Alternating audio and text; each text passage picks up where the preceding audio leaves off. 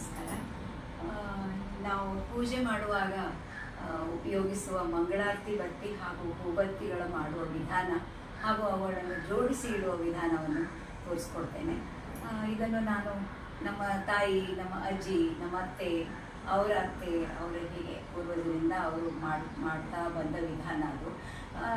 ಶ್ರಾವಣ ಮಾಸ ಬರುವ ಮೊದಲನೇ ಎಲ್ಲ ಬತ್ತಿಗಳನ್ನು 1 ತಿಂಗಳಿಗೆ 2 ತಿಂಗಳಿಗೆ ಆಗುವಷ್ಟು ಬತ್ತಿಗಳನ್ನೆಲ್ಲ ಮಾಡಿ ಅವರು ಶೇಖರಿಸಿ ಇಡ್ತಾ ಇದ್ರು. ಹಾಗೆ ಇಡುವಾಗ ಅದಕ್ಕೊಂದು ಅವರು ಒಂದು ಪದ್ಧತಿಯನ್ನು ಅನುಸರಿಸ್ತಾ ಇದ್ರು. ಯಾವಾಗ ಟೈಮ್ ಸಿಗ್ತದೆ ಯಾವಾಗೆಲ್ಲ ಕೀರ್ತನೆ ಮತ್ತು ಪುರಾಣ ಎಲ್ಲ ಇರುವಾಗ ಅವರು ಬತ್ತಿ ಮಾಡಿ ಮಾಡಿ ಮಾಡಿ ಇಡ್ತಾ ಇದ್ರು. ಅದರಿಂದ ಹಬ್ಬದ ಟೈಮ್ನಲ್ಲಿ ಅವರಿಗೆ ಯಾವ ತೊಂದರೆನೂ ಇಲ್ಲದೆ ಬತ್ತಿಗಳನ್ನು ತುಪ್ಪದಲ್ಲಿ ತೋರಿಸಿ ಆಮೇಲೆ ಪೂಜೆಗೆ ಅಣಿ ಮಾಡಿ ಇಡ್ತಾ ಇದ್ರು. ನಾನು ಅದನ್ನೇ ನಿಮಗೆ ತೋರಿಸ್ತೇನೆ. ಮೊದಲು ಹೂಬತ್ತಿ ಮಾಡುವಾಗ ಹತ್ತಿಯನ್ನು ಹೀಗೆ ಹಿಂಚಿಕೊಂಡು ಅದಕ್ಕೆ ಬೇಕಾದರೆ ಹಸಿ ಹಾಲು, ಇಲ್ಲದೆ ಹೋದರೆ ಸುಣ್ಣದ ಪುಡಿಯನ್ನು ಉಪಯೋಗಿಸಿ ಅದನ್ನು ಮಾಡಬೇಕಾಗ್ತದೆ. ಇದನ್ನು ಹೀಗೆ ಗಟ್ಟಿ ಮಾಡುವಾಗ ಅದಕ್ಕೆ ಒಂದು ಸ್ವಲ್ಪ ಆಧಾರ ಬೇಕು ಅಂಥೇಳಿ ಹಸಿ ಹಾಲು, ಇಲ್ಲದೆ ಹೋದರೆ ಸುಣ್ಣದ ಪುಡಿಯನ್ನು ಹಚ್ಚಿ ಹೀಗೆ ತಿರುಗಿಸ್ತಾ ಹೋಗಬೇಕು. ಅದು ತಿರುಗುವಾಗ ಅದಕ್ಕೆ ಮೇಲೆ ಮತ್ತೆ ಹತ್ತಿಯನ್ನು ಜೋಡಿಸ್ತಾ ಹೋಗಬೇಕು. ಅದರಿಂದ ಅದು ಗಟ್ಟಿಯಾಗಿ ನಿಲ್ತದೆ. ಆಮೇಲೆ ದೀಪ ಚೆನ್ನಾಗಿ ಉರಿತದೆ. ಇದು ಹೂಬತ್ತಿ ಮಾಡುವ ವಿಧಾನ. ಆಮೇಲೆ ಅದನ್ನು ಸ್ವಲ್ಪ ಹೀಗೆ ಮಾಡಿಬಿಟ್ರೆ ಚೆನ್ನಾಗಿ ನಿಲ್ಲುತ್ತದೆ. ಇದು ಹೂಬತ್ತಿ. ಮತ್ತು ಮಂಗಳಾರತಿ ಬತ್ತಿ ಮಾಡುವ ವಿಧಾನ ತೋರಿಸ್ತೇನೆ. ಅದಕ್ಕೂ ಹೀಗೇ ಹತ್ತಿಯನ್ನು ತೆಗೆದುಕೊಂಡು ಹೀಗೆ ತಿರುಗಿಸ್ತಾ ಹೋಗಬೇಕು.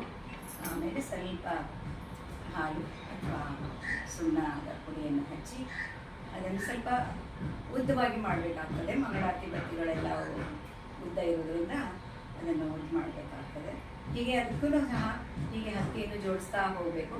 ಹೀಗೆ ತಿರುಗಿಸ್ತಾ ಅದನ್ನು ಗಟ್ಟಿಯಾಗಿ ಮಾಡಬೇಕು. ಅದು ಎಷ್ಟು ಸ್ಟ್ರಾಂಗ್ ಆಗ್ತದೆ ಅಷ್ಟು ಚೆನ್ನಾಗಿ ಬತ್ತಿ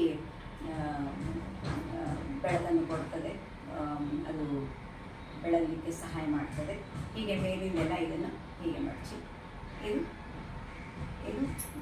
ಮಂಗಳಾರತಿ ಬತ್ತಿ. ಹೀಗೆ ನಾನು ಈಗಾಗಲೇ ಮಾಡಿಟ್ಟಿದ್ದೇನೆ. ಯಾಕಂದರೆ ಇವಾಗ ಚಾತುರ್ಮಾಸಕ್ಕೆ ನಮ್ಮ ಸ್ವಾಮಿಗಳು ಮುಂಬೈ ಶಹರಕ್ಕೆ ಬಂದಿದ್ದಾರೆ. ಇಲ್ಲಿ ಚಾತುರ್ಮಾಸ ಅವರು ಆರಂಭ ಮಾಡಿದ್ದಾರೆ. ಅವರ ಚಾತುರ್ಮಾಸದ ರಾಮ ಪೂಜೆಗೆ ನಾನು ಮಂಗಳಾರತಿ ಬತ್ತಿಗಳನ್ನು ಮತ್ತು ಬತ್ತಿಗಳನ್ನು ಮೊದಲೇ ಮಾಡಿಟ್ಟಿದ್ದೀನಿ. ನಿಮಗೆ ಅದನ್ನು ತೋರಿಸ್ತೇನೆ, ಜೋಡಿಸುವ ವಿಧಾನ ತೋರಿಸ್ತೇನೆ. ಇದು ಮಂಗಳಾರತಿ ಬತ್ತಿ. ಇದನ್ನು ಮೊದಲಿನ ಕಾಲಕ್ಕೆ ಅವರಿಗೆಲ್ಲ 1ರಿಂದ 100 ಸಂಖ್ಯೆಯನ್ನು ಎದುರಿಗೆ ಬರ್ತಾ ಇತ್ತು. ಆದರೂ ಸಹ ಅವರು ಇದನ್ನು ಜೋಡಿಸುವಾಗ ಯಾವಾಗಲೂ ಅದನ್ನು ಮಾಡುವಾಗ ಅಥವಾ ಅದನ್ನು ಜೋಡಿಸುವಾಗ ರಾಮನಾಮ ಜಪ ಇಲ್ಲದೆ ಹೋದರೆ ಬಾಯಲ್ಲಿ ದೇವರ ನಾಮ ಹೇಳ್ಕೊಂಡು ಮಾಡ್ತಾ ಇದ್ದದ್ರಿಂದ ಅವರು 1, 2 ಹೀಗೆ ಎಣಿಸ್ತಾ ಇರಲಿಲ್ಲ. ಹೀಗೆ ಒಂದು 5 ಒಂದು ಗ್ರೂಪ್ ಮಾಡ್ತಾಯಿದ್ರು. ಹೀಗೆ ಒಂದು 5 ಹೀಗೆ ಗ್ರೂಪ್ ಮಾಡಿಕೊಂಡು 5 ಇದು 5 ಸೇರಿದರೆ 10 ಆಯಿತು. ಹೀಗೆ 10ರಿಂದ ಮತ್ತೊಂದು 10, 20 ಇದೆಲ್ಲ ಹೇಳುವಾಗ ಅವ್ರದ್ದು ರಾಮನಾಮ ಜಪ ಅಥವಾ ಕೃಷ್ಣನಾಮ ಜಪ ಹೀಗೆ ಅದು ನಡೀತಾ ಇರ್ತಿತ್ತು. 40 ಇದು 50 ಆದಮೇಲೆ ಅದನ್ನು ಅವರು ಒಂದು ಹೀಗೆ ಜೋಡಿಸಿ ಇಡ್ತಾ ಇದ್ರು. ಮತ್ತೆ 5 ಮತ್ತೊಂದು 10, 20, 30, 40 ಮತ್ತು 50 ಹೀಗೆ 50 ಜೋಡಿಸಿದ ಮೇಲೆ ಇದು ಒಂದು 100 ಆಯಿತು. ಆಮೇಲೆ ಯಾವಾಗಲೂ ಅದನ್ನು ಮಾಡುವಾಗ 108 ಜಪ, 108 ಬತ್ತಿ ಹೀಗೆ ಎಲ್ಲ ಆದ್ದರಿಂದ ಮತ್ತೆ ಮೇಲೆ ಅದಕ್ಕೆ 108 ಅಂದರೆ ಮತ್ತೆ 8 ಅದಕ್ಕೆ ಸೇರಿಸಿ ಅದನ್ನು ಒಂದು ಕಟ್ ಮಾಡ್ತಾಯಿದ್ರು. ಇದನ್ನು ಹೀಗೆ ಮಾಡಿ ನೂತಿದ್ದ ಎಡೆ ಇರ್ತದಲ್ಲ ಅದರಿಂದನೇ ಇದನ್ನು ಸುತ್ತಿ ಕಟ್ ಮಾಡಿ ಇಡ್ತಾಯಿದ್ರು. ಹಾಗೆ ಹೂಬತ್ತಿಗೂ ಸಹ ಮೊದಲು 5, 1, 2, 3, 4, 5 ಜೋಡಿಸ್ಕೊಂಡು ಮತ್ತೆ 5, 10 ಆಯಿತು. ಹೀಗೆ 10, 20,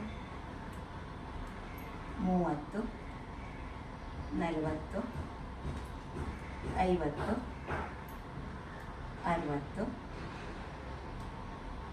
70, 80, 90 ಇದು 100 100 ಆದಮೇಲೆ ಮತ್ತೆ 8 ಜೋಡಿಸಿ ಮೇಲೆ ಇಟ್ಟು ಅದನ್ನು ಹೀಗೆ ಹೂವಿನ ಹಾಗೆ ಜೋಡಿಸಿ ಹೀಗೆ ಮಾಡಿ ಇಡ್ತಾಯಿದ್ರು. ಅದರಿಂದ ಅವು ಮಿಂಚೆ ಆಚೆ ಈಚೆಗೆ ಹೋಗ್ತಾ ಇರಲಿಲ್ಲ, ಒಂದು ಕಡೆ ಅವರಿಗೆ ಇಡಲಿಕ್ಕೆ ಒಳ್ಳೆಯ ಸಾಧನ ಆಗ್ತಾಯಿತ್ತು ಅಂತ ಹೀಗೆ ಮಾಡ್ತಾಯಿದ್ರು.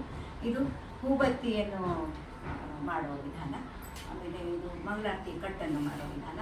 ನಾನೀಗ ನಿಮಗೆ ಹೇಳಿದಂತೆ ಮೊದಲೇ ಮಾಡಿಟ್ಟಿದ್ದೇನೆ. ಈಗ ಇವೆಲ್ಲ 108ರದ್ದು ನಾನು ಒಂದು 2000 ಮಾಡಿಟ್ಟಿದ್ದೇನೆ. ಅಲ್ಲಿ ಮುಳ್ಳುಂಡ ಮಠದಲ್ಲಿ ಈಗ ಚಾತುರ್ಮಾಸ ನಡೆದಿದೆಯಲ್ಲ, ಅದಕ್ಕೋಸ್ಕರ ನಾನು ಮಾಡಿಟ್ಟಿದ್ದೇನೆ. ನೋಡ್ಬೋದು, ಇದು ಹೂಬತ್ತಿ.